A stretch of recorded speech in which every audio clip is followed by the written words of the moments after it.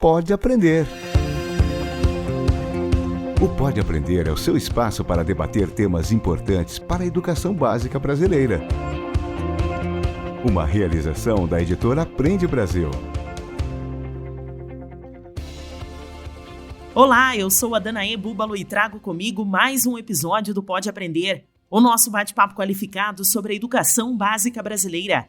Uma boa oportunidade para a troca de ideias e muito aprendizado. Seja na sua casa, no carro, no alto-falante ou no seu fone de ouvido. Vamos juntos?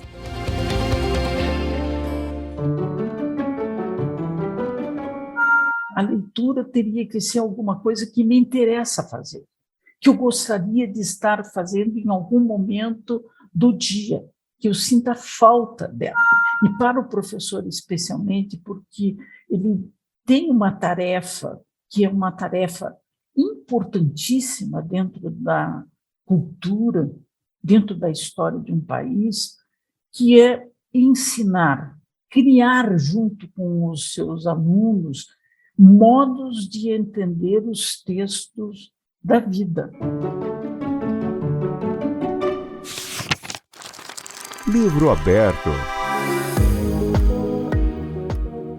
As férias estão chegando e eu só quero aproveitar para me divertir lendo muito.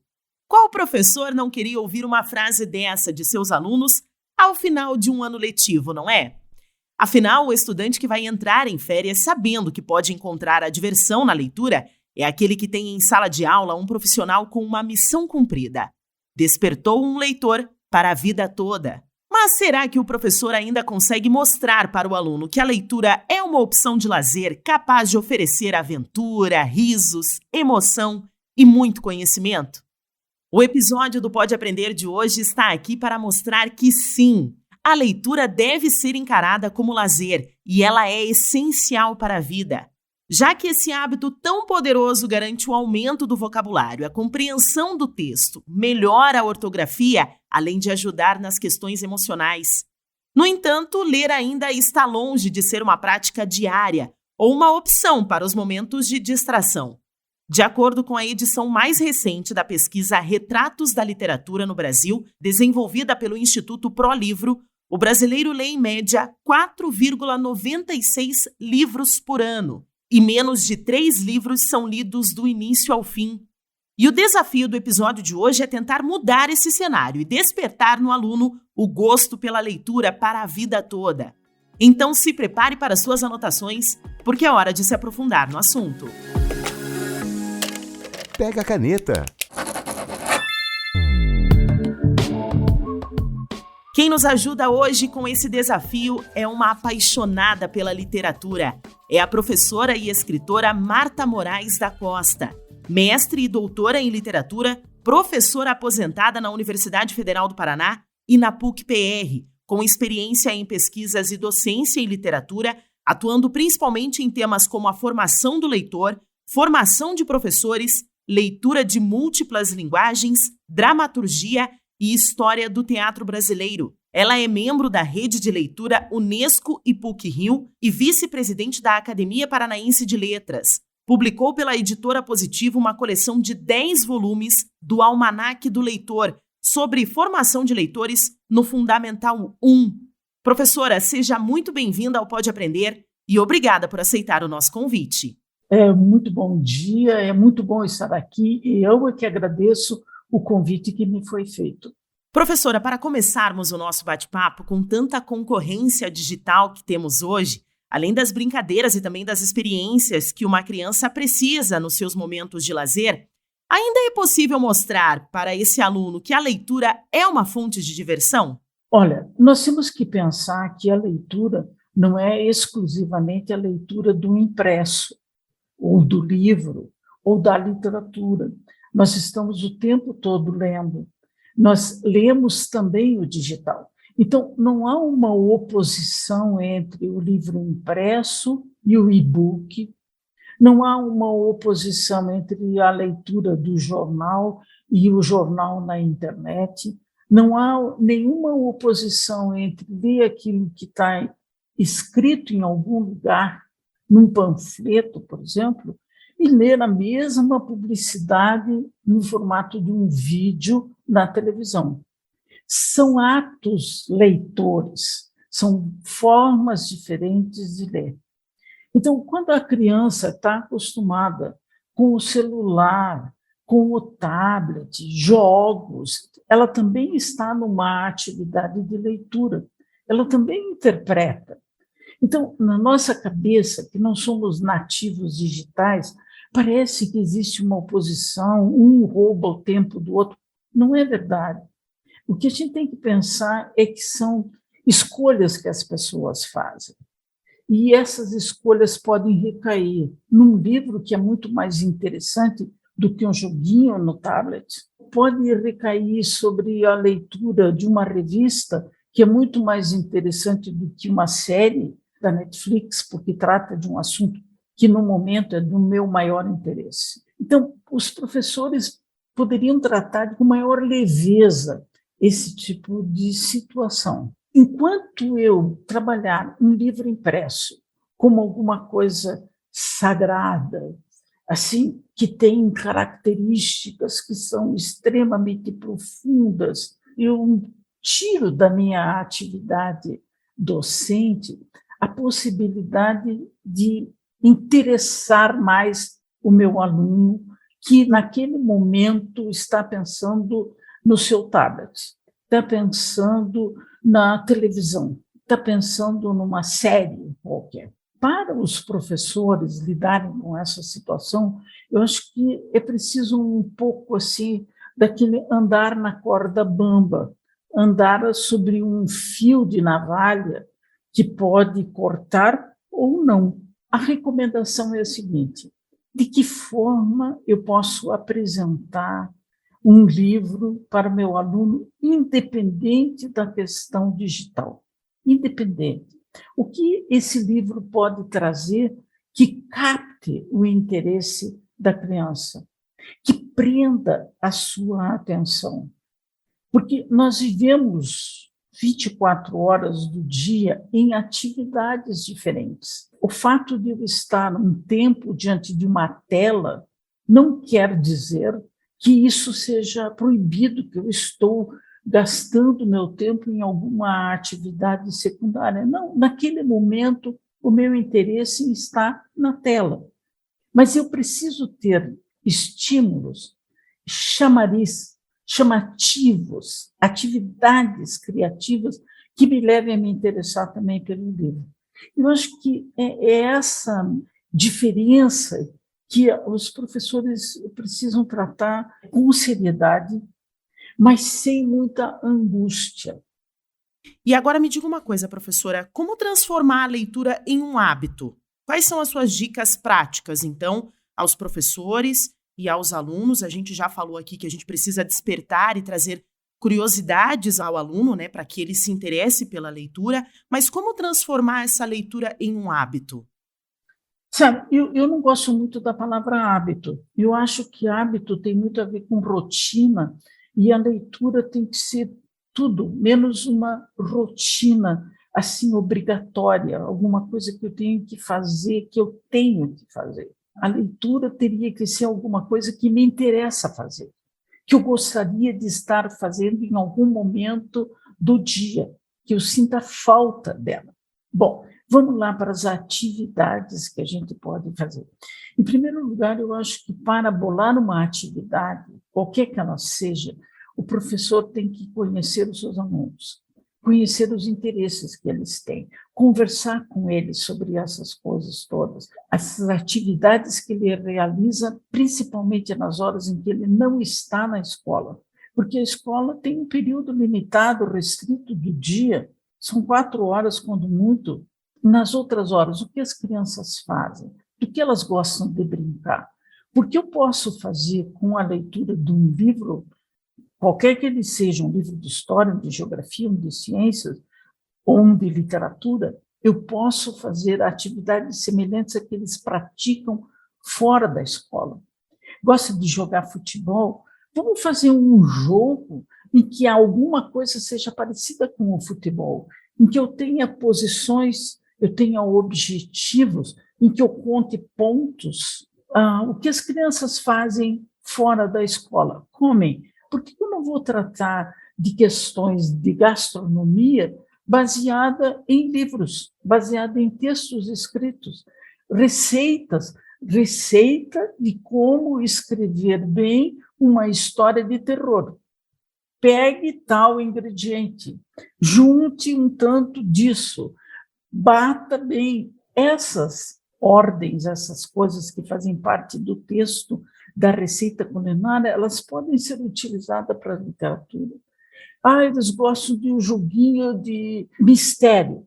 Mas então, vamos fazer um joguinho de mistério em relação a um determinado livro que eu quero ler, a uma determinada notícia que eu acho que eles precisam conhecer e trabalhar a polêmica que está relacionada a essa notícia em formato de mistério. Eu escrevi uma série de livros, 10 livros, para a formação de leitores no Fundamental 1. As atividades, elas estão geralmente baseadas nessas coisas que as crianças fazem fora da sala de aula, sem a obrigatoriedade da nota, sem a obrigatoriedade de um estudo mais clássico, mais sério, mas por meio de brincadeiras, de jogos, de observação da realidade.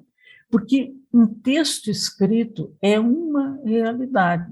Ele é feito de palavras, de pausas, de significados claros e de significados escondidos.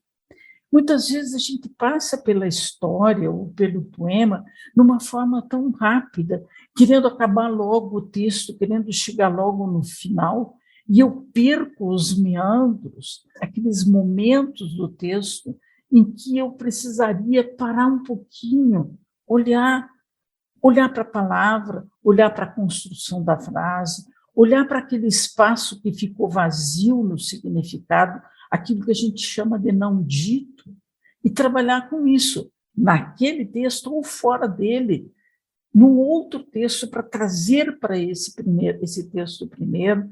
O texto literário ele é rico porque ele é todo cheio dessas nuances, dessas pausas, desses não ditos, ou daquilo que é dito e poderia ser interpretado de outra maneira. Puxa vida, é um material extremamente rico. A literatura é um material extremamente rico para eu trabalhar todas essas mobilidades, todos esses escondidos da língua.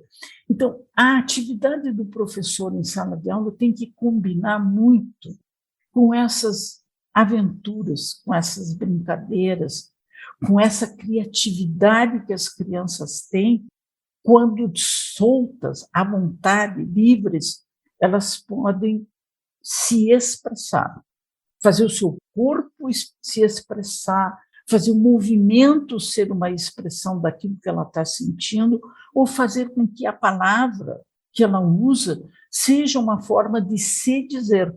Então, quando eu digo o professor precisa conhecer os seus alunos, também é isso, é conhecer um pouco do mundo dessas crianças, da forma como elas costumam se relacionar com a realidade no seu dia a dia. Eu acredito que a professora tocou num assunto muito importante, né? Num tema muito importante, que é a questão do não adianta você saber ler, você precisa também saber interpretar aquele texto, né, professora? Isso. Sabe, a questão da interpretação é a mais difícil para todo mundo, e para o professor especialmente, porque ele tem uma tarefa que é uma tarefa importantíssima dentro da cultura, dentro da história de um país, que é ensinar, criar junto com os seus alunos modos de entender os textos da vida, não só os textos escritos, os textos da vida.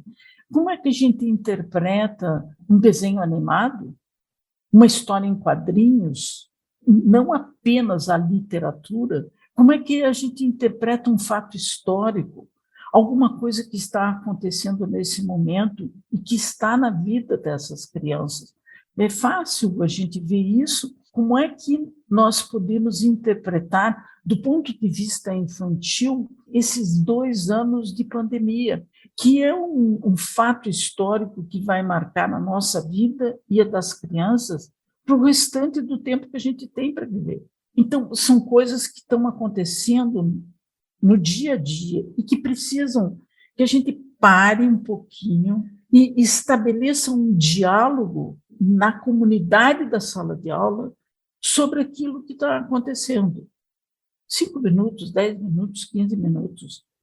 A gente vai ensinando a apreender certos signos da realidade, assim como apreende as palavras de um texto, e põe nesse texto, nessas palavras, nesses signos, o nosso modo de ver a vida. Coloca em função aquilo que a gente aprendeu em 5 anos, 6 anos de vida, 10 anos de vida, 40 anos de vida. A gente usa esse repertório, essa aprendizagem anterior, para ver aquilo que está sob nossos olhos ou na nossa mente, da discussão daquele momento. Então, interpretar é fundamental. Nós já interpretamos naturalmente as coisas da vida, os textos da vida. Há um primeiro nível de interpretação que eu já trago como um exercício de vida. O que a escola tem que fazer é aperfeiçoar isso que nós já trazemos naturalmente. Quando uma criança entra na escola e se depara com uma parede, um mural na sala de aula que tem palavras escritas que ela ainda não sabe, não conhece, mas ela já é capaz de dar um sentido para aquilo que ela está vendo. Eu vim aqui para aprender isso.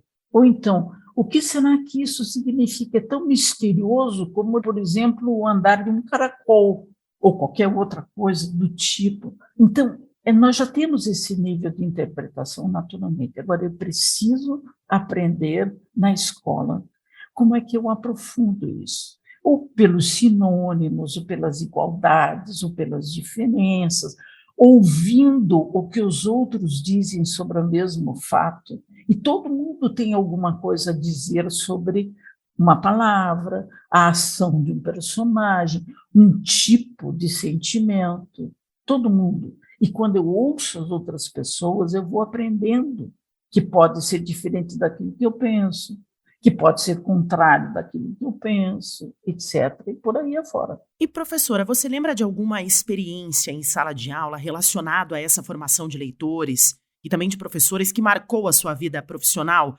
A gente pode dizer aquela experiência que trouxe aquela sensação de missão cumprida. Tem muitas histórias. Na minha idade, a gente é uma antologia, não é? A gente tem história para tudo, à medida que a gente vai envelhecendo. Eu tenho professores que são professores símbolo, como muitos de nós temos. Aqueles professores que a gente viveu uma experiência em comum, que não tinha vivido até aquele momento.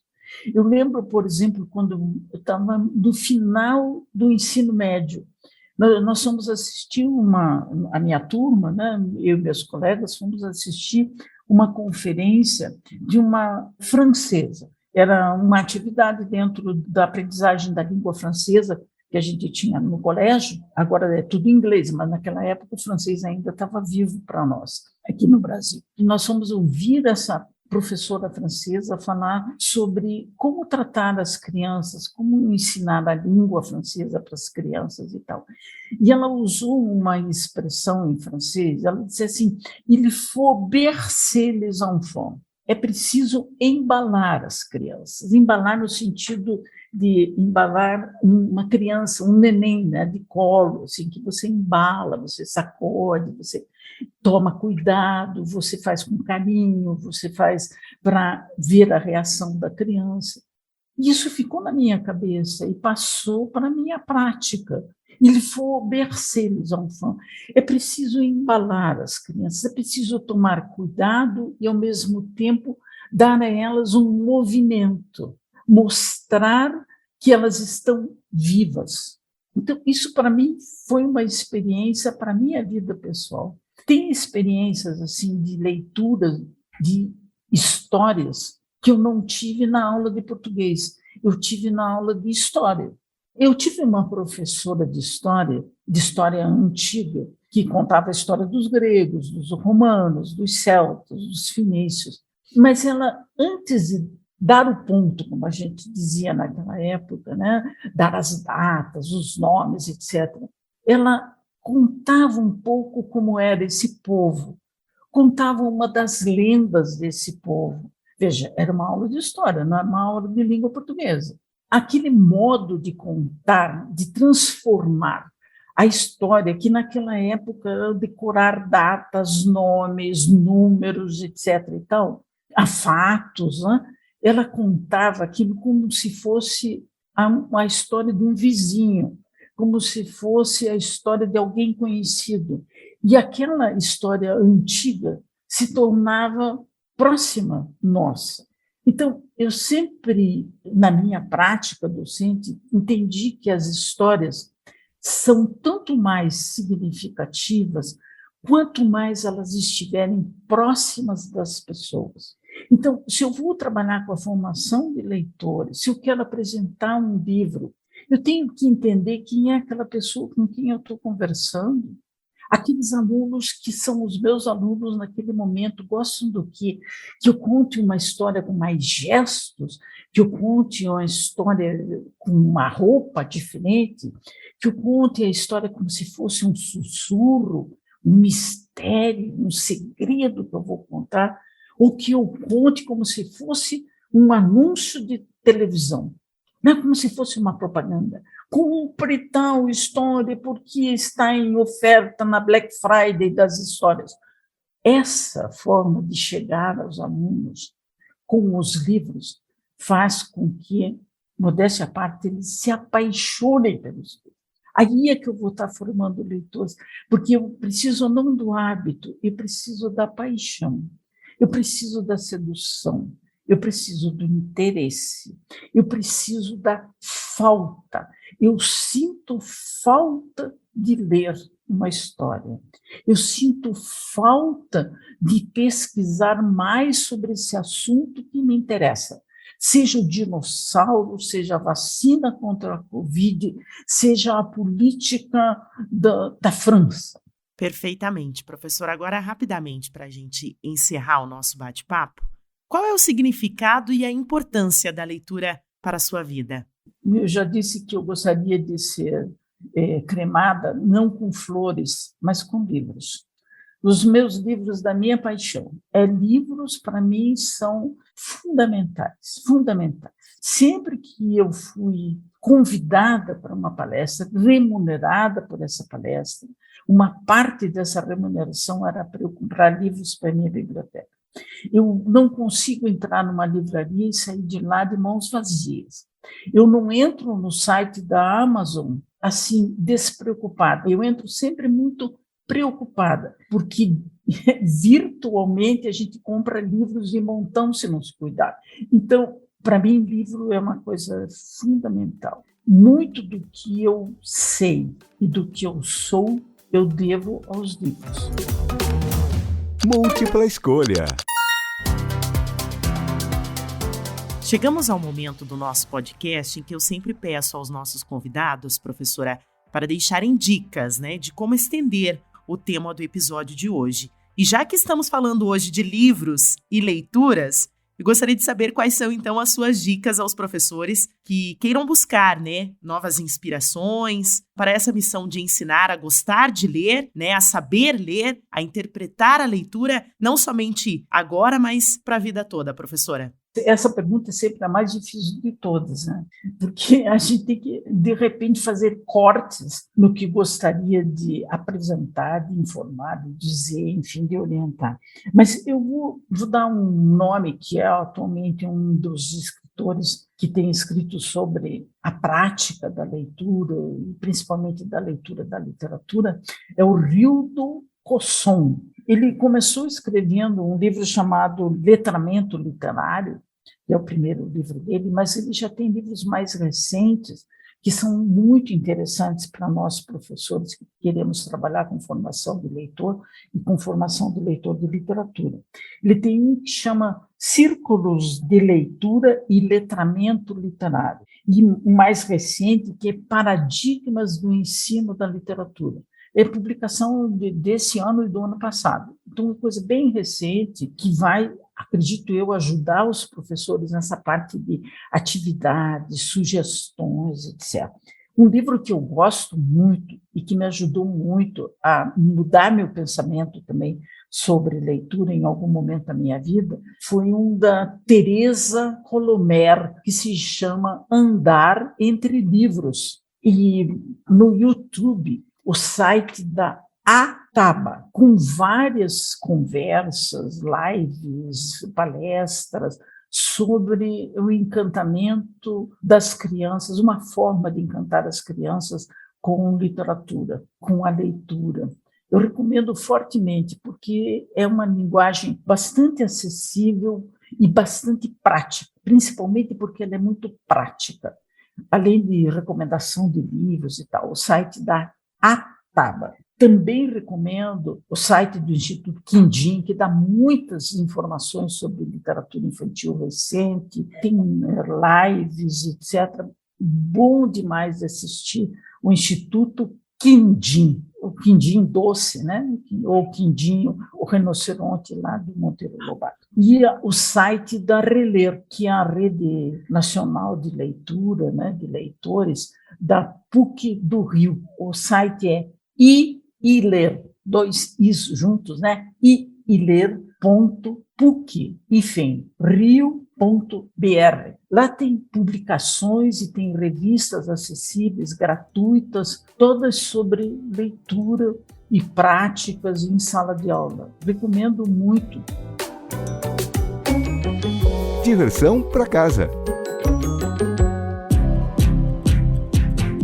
Vou aproveitar, professora Marta, e te pedir os seus contatos, né, para quem quiser estender a conversa de hoje. Olha, pode escrever para o meu e-mail mcosta45@yahoo.com.br ou então entrar no meu blog, que se chama Leitura Sempre Viva, tudo junto, .wordpress.com. Professora Marta, muito obrigada. Olha, eu agradeço a possibilidade de conversar com as pessoas que eu mais respeito no mundo, que são os professores. Muito obrigada. E obrigada a você que nos acompanhou em mais um bate-papo qualificado sobre a educação básica brasileira. O Pode Aprender agora faz uma pausa e está de volta com novos episódios em fevereiro do ano que vem. Então aproveite as férias escolares para ouvir novamente os seus episódios favoritos ou completar a lista daqueles que você perdeu. O Aprende Brasil deseja um ano de muita inspiração e vontade de ensinar, aprender e, principalmente, transformar. Boas festas para todos e lembrando, para comentários e sugestões, basta enviar um e-mail para aprendebrasil@positivo.com.br. Acompanhe os próximos episódios do Pode Aprender na sua plataforma de podcast preferida, nas redes sociais e no site Aprende Brasil. Até mais! Com produção e edição de banca do podcast, o Pode Aprender é uma iniciativa da editora Aprende Brasil, um futuro melhor por meio da educação.